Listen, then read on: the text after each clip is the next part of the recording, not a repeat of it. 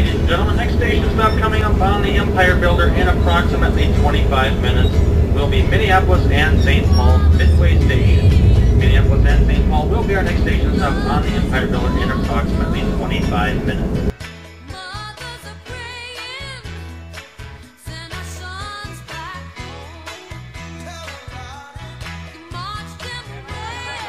By 4:30, a group will go upstairs. You're all invited to come with us. Some people may choose to stay until we get a hold of Senator Amy Klobuchar, so she can tell us whether or not she will vote against this war.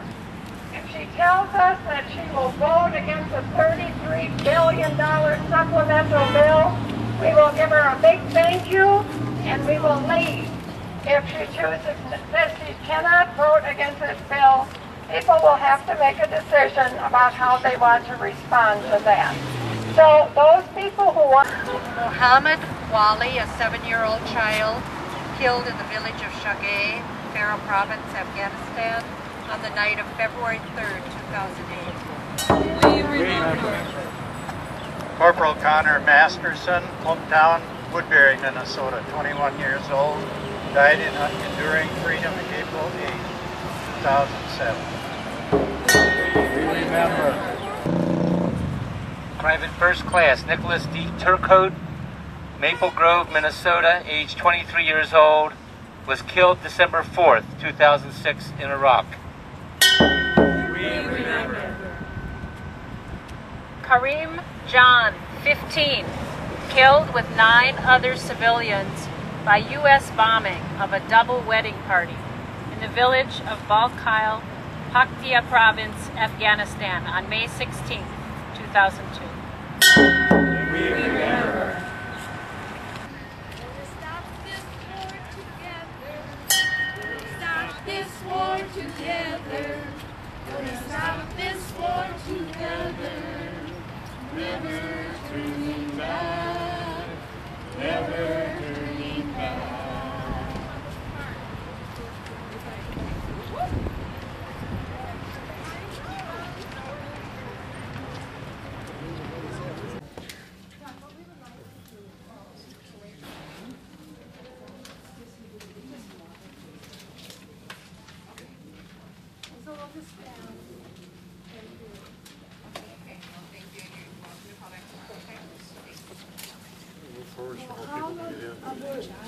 Killed in the village of Kandahar Province, Afghanistan, on the night of 21 March 2006.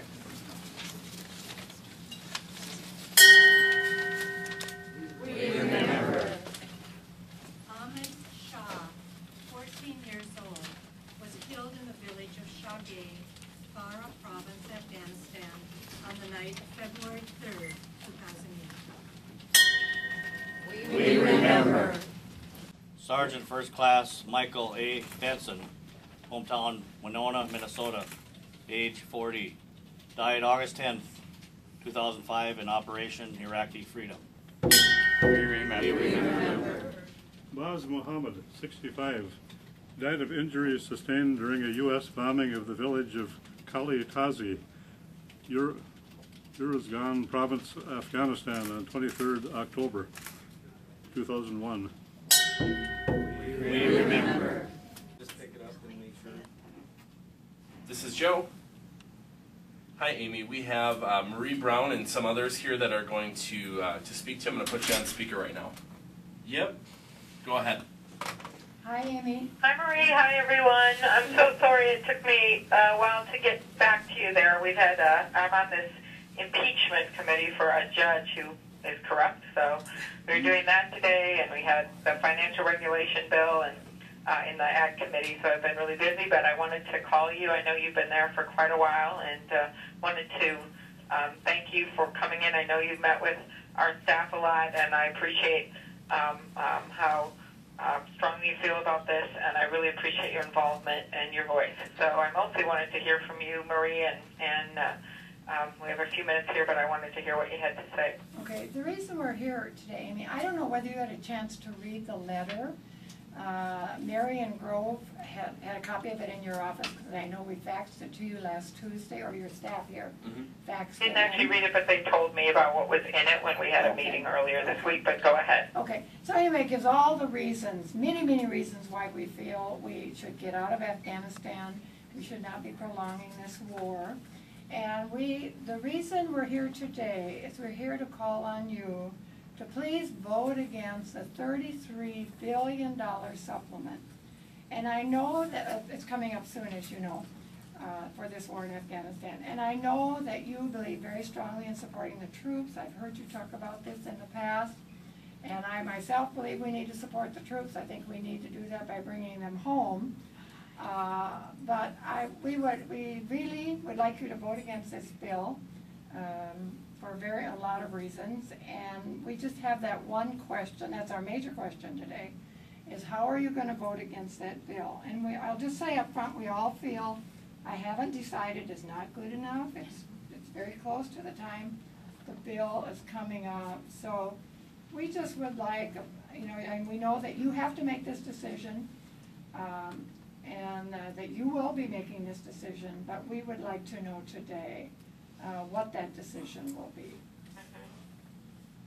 Is there any other things you want to point out about it, an argument you want to make, just so I can hear them? I think we can talk about them after. Okay. Oh, do you want to hear them first, or what would you like? No, well, that's fine. I just wanted you to, I understand the urgency of this, but I would do this with any bill. I always want to see what's in it, what's attached to it.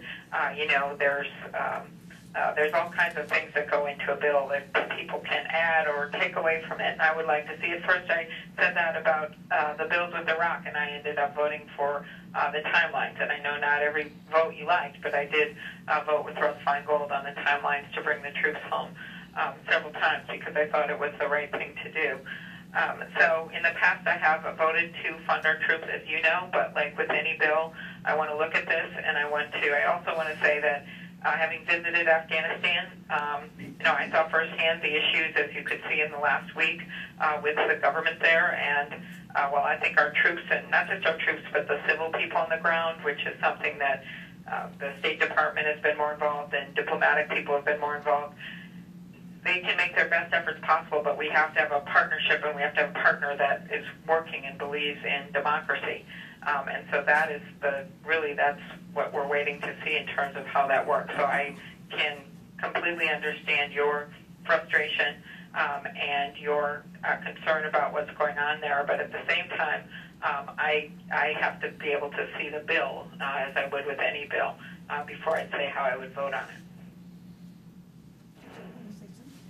Hello, Amy. I'm Lucia, and I would just remind you to think back in the way that the Vietnam War, the war against Vietnam, was eventually stopped. Was the Congress defunded it, and I would encourage you to go in that direction, please. Okay. I have a question. My name's Sue Ann. You were talking about a partner in democracy. Do you believe the Afghan people have the right to self-determination? Well, I do, but I also believe that they have, with the Taliban and the past there has not exactly allowed them to have a right to self-determination. And that's part of what's going on here with, when little girls would go to school and have acid thrown in their face. Part of what the focus and the goal and the purpose is to try to get them to that place where they can have self-determination and self-rule. But that's not, imposing democracy is not really self-determination. And I don't want to get into a big argument about that because it's not the basic issue, but I do think it's important to think in those terms because they have a right to their own governance. And, I agree they have the right to the government, and that's what I think that we would agree on that. It's just how you get them there is the issue.